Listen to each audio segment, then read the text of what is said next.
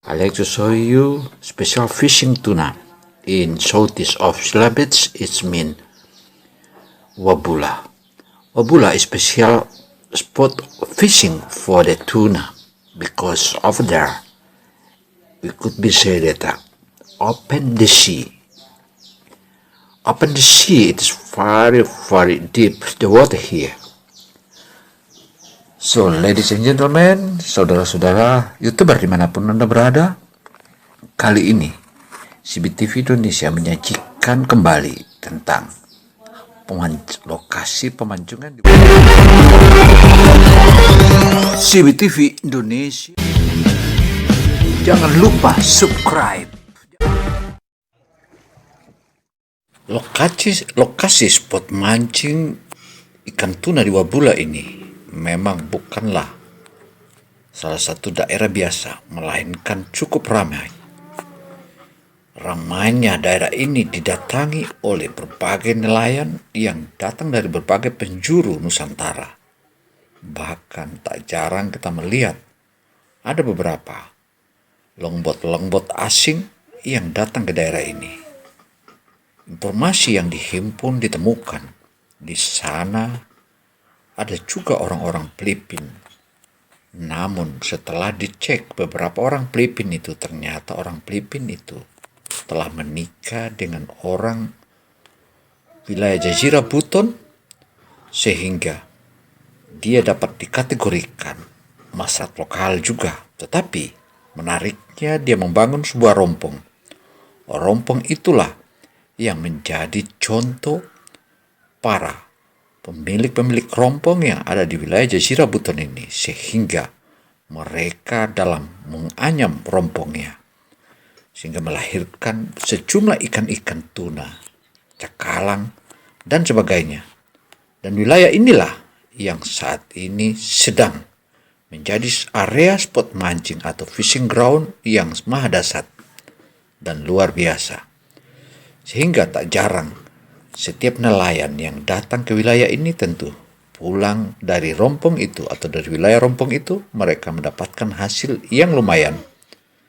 Artinya kalau di tempat lain mereka kesulitan untuk mendapat ikan cakalang atau ikan baby tuna dan juga tunanya, di area ini saat ini menjadi ramai karena begitu ramainya sehingga wilayah ini dijuluki spot mancing Wabula yang maha dahsyat dan luar biasa.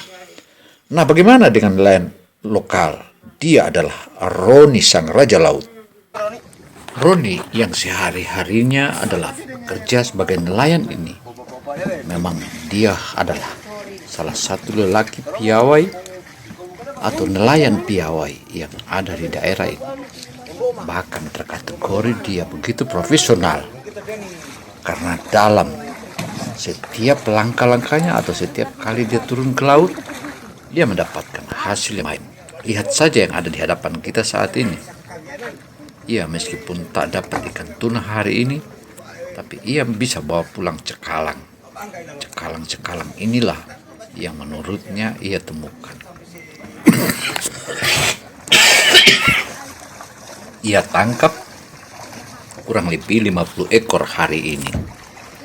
Hari ini baru tercatat pukul 3 sore, tapi ia sudah tiba di daerah atau tiba di daerah pelabuhannya atau tambatannya. Memang jika ia pulang jam 5 sore, ia tak bisa masuk lagi sampai ke wilayah tambatan ini karena air kering Wabula kurang lebih 5 km.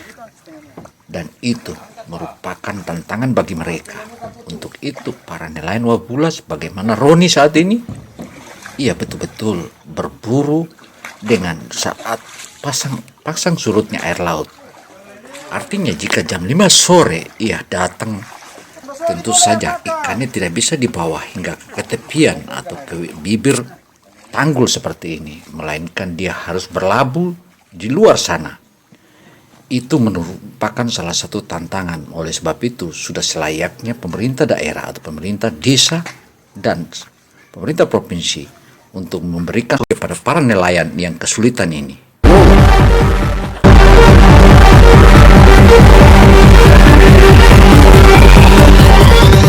CBTV Indonesia. Jangan lupa subscribe. Hasil tuna yang didapatkan oleh nelayan di wilayah ini bukanlah tuna biasa, melainkan tuna-tuna yang rata-rata 14 up atau 40 up. Hari ini Roni, dia hanya bisa menangkap kalak-kalambe atau biasa gadis-gadis ikan tunanya. Artinya tuna yang ditangkap oleh Roni hari ini sebanyak 12 ekor itu hanya saja yang kecil-kecil atau biasa disebut oleh nelayan wabula. Itu adalah tuna-tuna kalambe. Kalambe maksudnya adalah kalambe itu adalah gadis-gadisnya. Sehingga sudah selayaknya para pihak untuk menaruh harapan kepada nelayan-nelayan yang saat ini mulai berkembang di Wabula. Taruhlah kita bisa katakan mereka ini adalah nelayan biasa. Tetapi jikalau kita melihat penghasilan mereka dalam setiap harinya, paling rendah mereka kantongi pundi-pundi 2 juta rupiah per satu harinya. Padahal hasil yang mereka dapatkan terkadang bukan saja siang hari dia bawa pulang, melainkan malam hari. Ya tentu itu berburu juga dengan pasang surutnya air laut. Sehingga jikalau mereka pulang malam-malam, itu merupakan hal biasa dan mereka tahu di mana mereka tempat menambat meskipun pada malam hari. Untuk itu, sudah selayaknya hal ini bisa menjadikan bahan pertimbangan kita semua dan melahirkan solusi agar daerah ini bisa menjadi spot area mancing tuna yang maha dahsyat. Wow. Menyikapi keberhasilan Roni ini, tentu saja sudah selayaknya menjadi pemikiran karena seorang nelayan sebagaimana Roni di daerah ini bukan hanya satu orang Roni, melainkan puluhan orang Roni.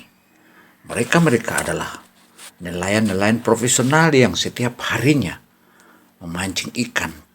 Begitu mereka tangkap seperti ini, bukan mereka jualnya di Wabula, melainkan dimuat di salah satu mobil kemudian di tempat pembelian atau penimbangan ikan-ikan ini sebagaimana di Pasar Wajo atau di kota Pasar Wajo.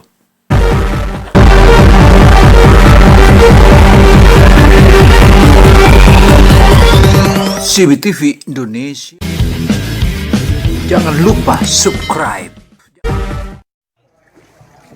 Kehadiran sebagaimana yang kita saksikan saat ini, Roni yang tengah memancing di laut dalam ini tentu bukanlah pekerjaan biasa. Ini adalah salah satu pekerjaan yang luar biasa. Dan bisa kita katakan, mereka ini adalah pemancing-pemancing profesional. Roni yang sehari-harinya bekerja untuk menjadi seorang pemancing, kita bisa buktikan bahwa dia memang betul-betul piawai dalam sebuah pekerjaannya ini. Pekerjaan yang dilakukan selama ini, ia tekuni sudah jelang 2 tahun. Tetapi banyak orang tak tahu Roni memancing di mana.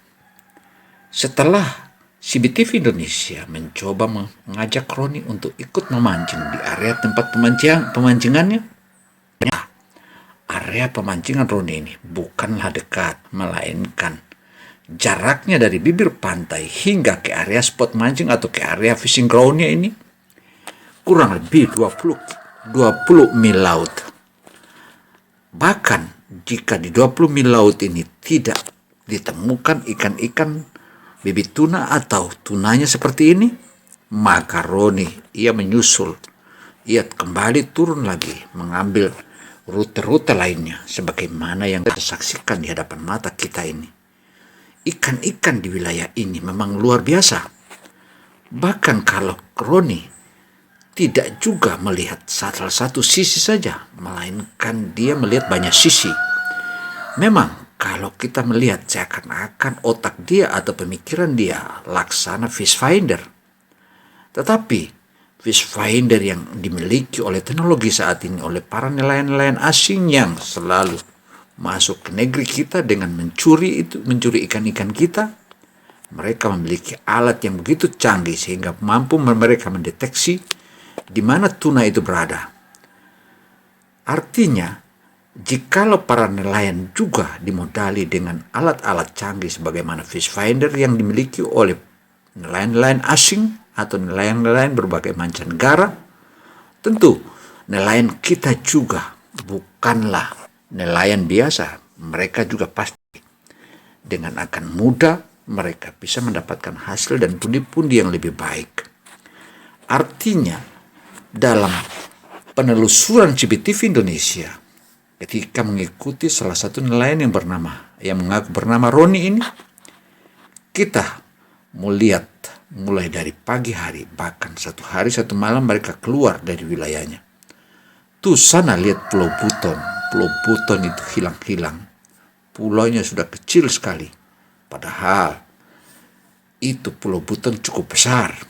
Ini menunjukkan bahwa jaraknya area spot mancing para nelayan-nelayan hula ini itu kurang lebih 20 mil. Bahkan bisa dikatakan menurut salah satu rekan Roni yang mengaku bernama Langgone, ia menyebutkan bahwa tak jarang kami harus turun 30 mil atau 40 mil tinggalkan Pulau Buton. Itu artinya kita mencari ikan tuna jikalau di bibir pantai atau di sekitar 20 mil tidak ada ikan tunanya, maka kita meluncur lagi ke wilayah bagian jauhnya hingga kami sampai ke 30 mil dan bahkan lebih. Wow, memang nelayan-nelayan Mapula ini adalah petarung laut dalam. Sebagaimana yang kita saksikan saat ini, Roni setelah pulang dari laut, ia turun dari jam-jam 5 subuh tadi. Kali ini dia pulang pas-pas jam 3 sore. Ia sudah tiba di tepian dan menurunkan ikan-ikannya sebagaimana yang kita lihat saat ini. Informasi dari rekan Roni ini yang berbaju biru ini, ia menyebutkan bahwa hari ini mereka menangkap tuna dan baby tuna serta cakalang kurang lebih 50 ekor. Tapi menurut Roni, ikan yang didapatkan hari ini adalah ikannya kecil-kecil. Ya, memang kita juga berupaya untuk mendapatkan tuna yang besar, tetapi yang bisa kita dapatkan hari ini hanyalah tuna sebesar itu. Ayo terus kita saksikan, ayo kita terus telusuri penghidupan para nelayan ini. Karena penghidupan para nelayan ini tentu saja patut kita telusuri. Semoga dengan penelusuran CBTV Indonesia ini akan melahirkan berbagai macam gagasan, terutama dari pihak-pihak yang berwajib, khususnya pemerintah daerah Kabupaten Buton dan Provinsi Sulawesi Tenggara.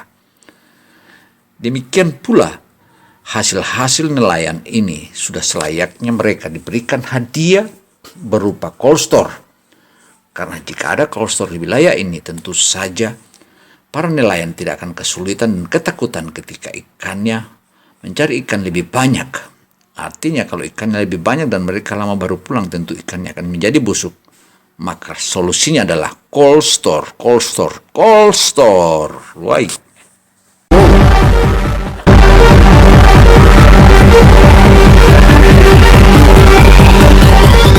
CBTV Indonesia.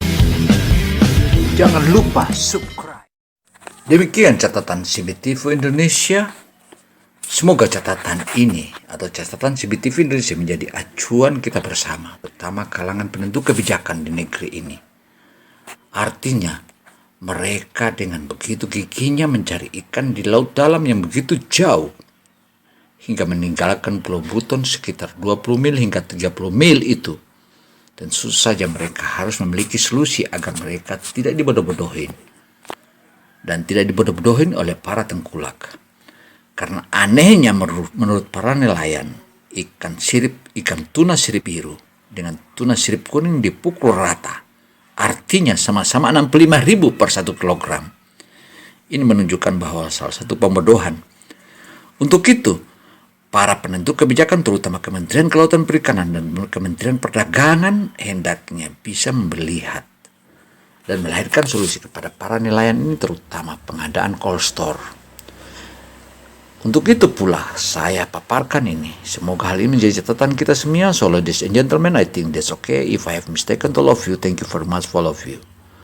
Wassalamualaikum warahmatullahi wabarakatuh. Wow, wow, wow.